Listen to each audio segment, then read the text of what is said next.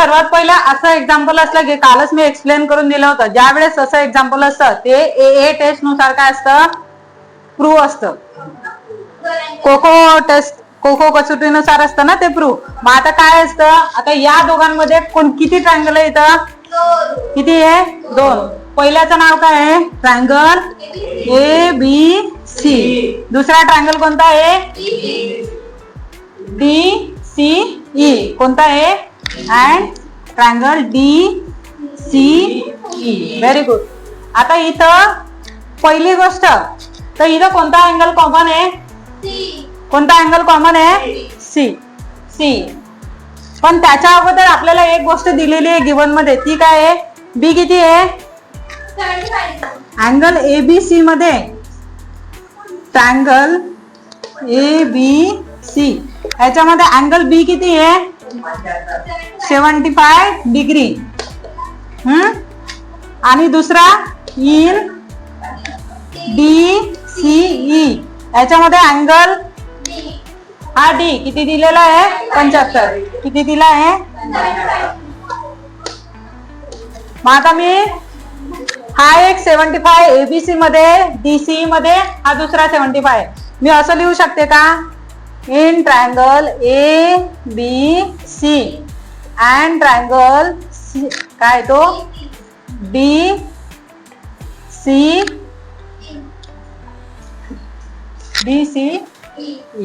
यांच्यामध्ये angle B is equal to angle C. दोघंही किती आहे, 75 डिग्री. झालं. कशावरून आहे, गिवन म्हणजे दिलेल्या माहितीनुसार. एवढं तर फक्त गिवन होतं.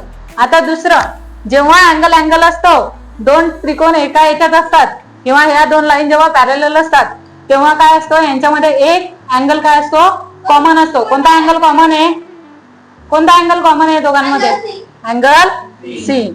मग अँगल C इज काय आहे, कॉमन.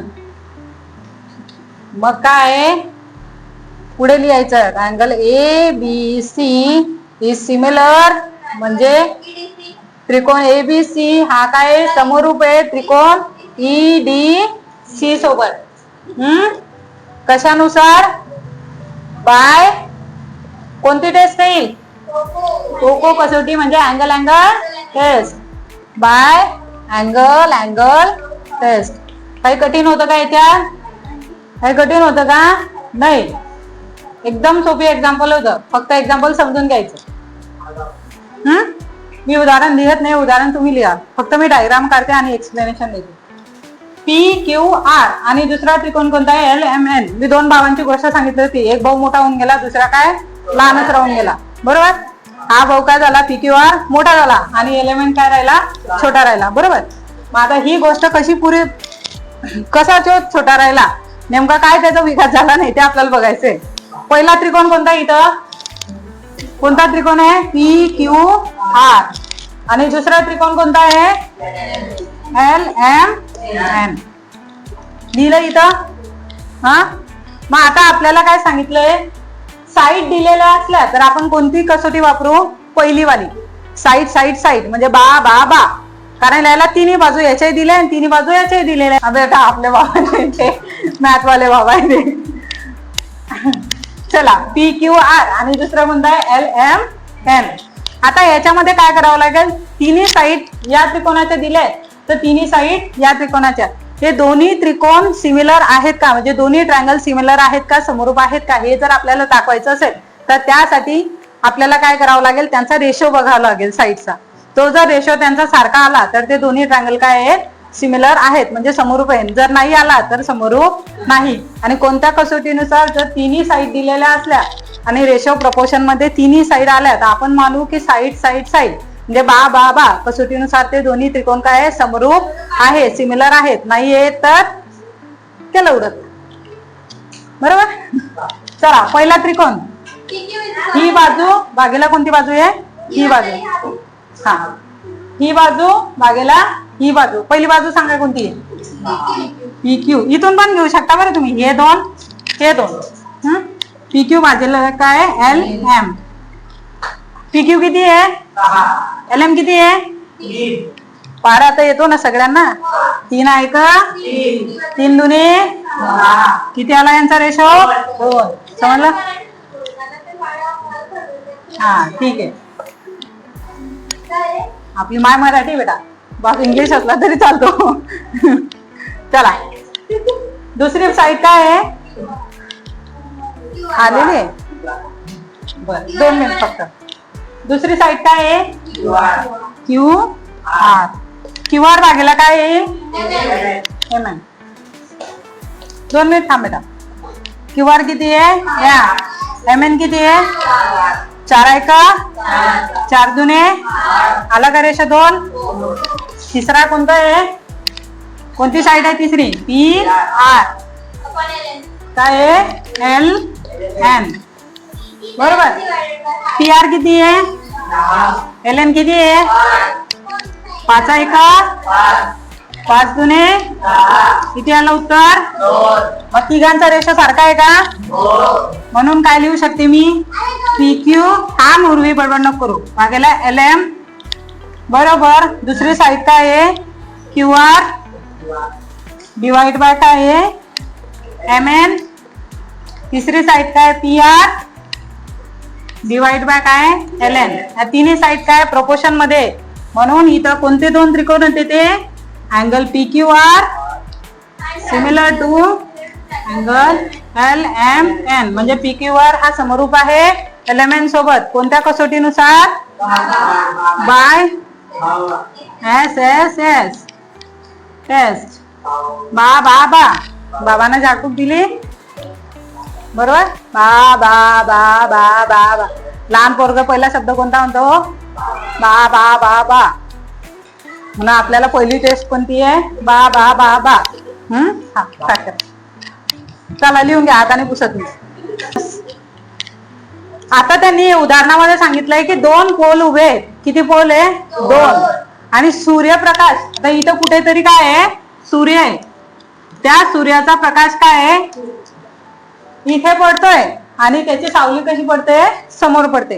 म्हणजे हा जो पोल आहे याच्यावर काय पडतोय? सूर्याचा प्रकाश पडतोय आणि याची सावली काय पडते? अशी पुढे पडते तिरकस. आणि दुसरा पोल काय आहे? हा इथे. याच्यावर पण सूर्याचा प्रकाश पडतोय. या आता 2 सूर्य येतील का? इथे वेगळा येईल का? नाही. एकच सूर्य आहे. सूर्याचा प्रकाश इथे सुद्धा पडतोय आणि त्याची सावली कुठे पडते? इथे पडते अशी. असे 2 पोल तयार झालेले आहेत. मग या पोलावर किती पडते सूर्याचा प्रकाश? इथपर्यंत जर 4 पडला त्यांच्या उंचीनुसार तर त्याची सावली किती पडते? QR 6 पडते. मग याच्यावर जर 8चा प्रकाश पडेल तर याची सावली किती पडेल हे तुम्हाला काढायचं आहे. मोठ्या खांबाची काय आहे? जो बिगेस्ट पोल आहे त्याची काय काढायची? तुम्हाला शॅडो काढायची मोठ्या खांबाची सावली. आता इथे आपण त्यांना त्रिकोण कन्सिडर करू. काय करू? त्रिकोण कन्सिडर. किती साईड दिलेले आहेत त्याच्यामध्ये? 2 साईड दिलेले आहे. किती आहे? 2. आणि इथं पण हा ट्रायंगल कितीचा दिसतोय? 90चा. हा सुद्धा किती आहे?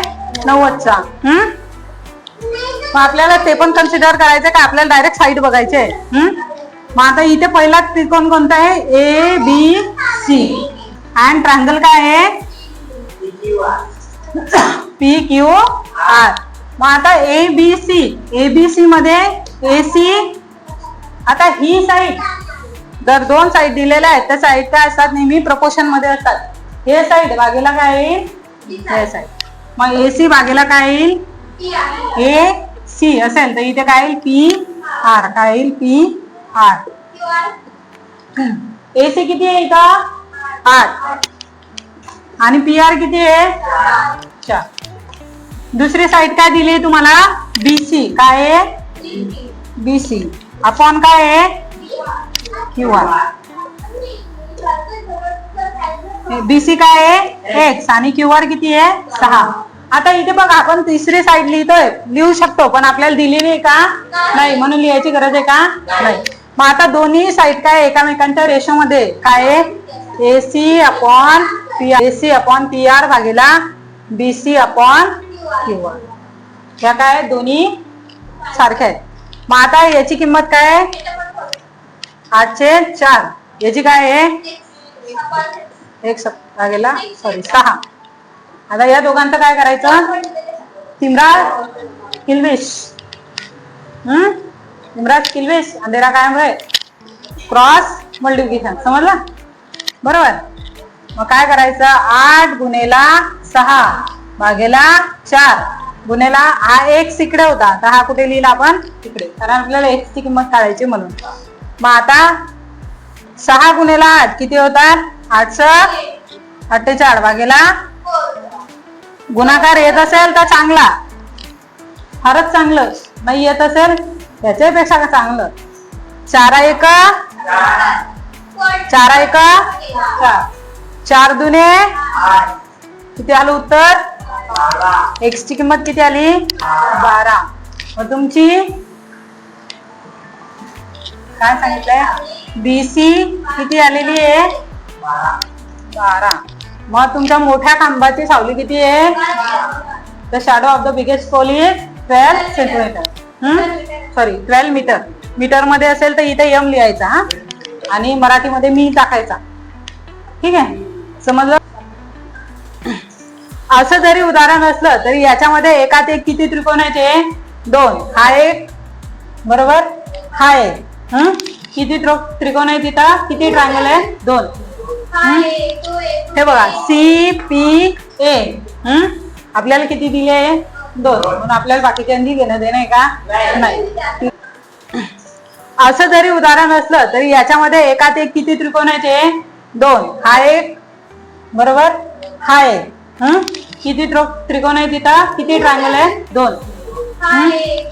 हे बघा CPA आपल्याला किती दिले आहे 2. हा एक आणि हा एक, किती त्रिकोण आहे 2. इथे कितीचे नाव दिले 2 ट्रायंगल. ऑलरेडी सांगितलंय की ते सिमिलर आहे, प्रूव्ह करायची गरज आहे का नाही.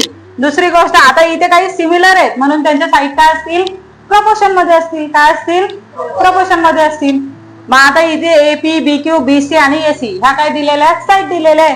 मग चला आपण आता याच्या 2 साईड भागायला याच्या 2 साईड. पहिलं काय दिलेलं आहे आपल्याला, AP म्हणजे PA. इथं PA असो की AP असो, उलट सुलट आहे. मग AP ह्या जर 2 साईड आहे तर इथं काय असेल BQ. AP भागेला काय येईल BQ, म्हणजे या पहिल्या 2 साईड. काय दिलेली आहे त्याची किंमत 708, 7 आणि 8 7/8. दुसरं काय दिलेलं आहे AC, C आणि A म्हणजे हा नंबर आणि हा नंबर, हे 2. इथं काय दिलेलं मग AC. दुसरं काय आहे BC. AC दिलाय का, त्याला काय मानू X. BC दिलाय किती आहे 12, किती आहे 12. आता हे प्रपोर्शन मध्ये जर इक्वल आहे तर या दोन्ही साईड काय प्रपोर्शन मध्ये आहे, त्याच्या किमती जशा तशा साईड लिहून घ्यायच्या. AP छेद BQ बरोबर AC छेद BC. आता 7 8 बरोबर X/12. आता यांचं काय करावं लागेल, cross multiplication. 7 multiply by 12 X multiply by काय 8. हा 8 इकडे गुणेला इकडे आल्यानंतर काय होईल भागेल. मग इथं 7 गुणेला 12 भागेला किती 8.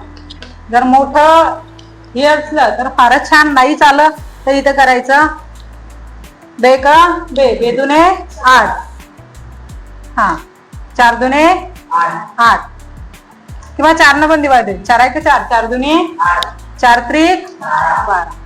मग इथे काय आलं 7 गुणेला 3 भागेला काय आलं 2. मग 7 त्रिक किती येतील 7 3 जा 21. X is equal to 21/2. 21/2 किती येईल, 21 ला जर 2 ने भागलं तर किती येईल 10.5. म्हणून ही साईड काय आली आपली AP is equal to AC is equal to किती आली 10.5. किती आलेली आहे 10.5. समजलं, काही डाऊट नाही.